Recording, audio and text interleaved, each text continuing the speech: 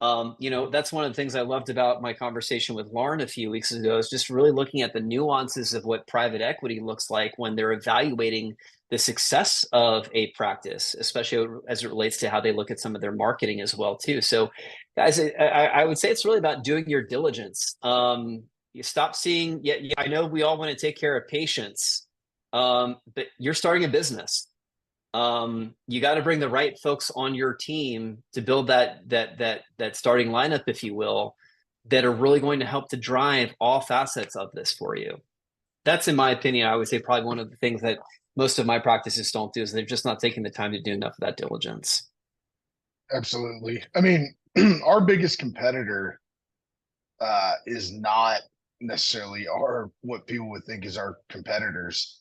It's the real estate agent next door who might normally sell houses or might even do office leasing, but they have none of the tools we have or experience of what's important and how to acquire a how to find the best location, but b also how to secure it and acquire it and what's going to be important to the doctor short term and long term um, in that location.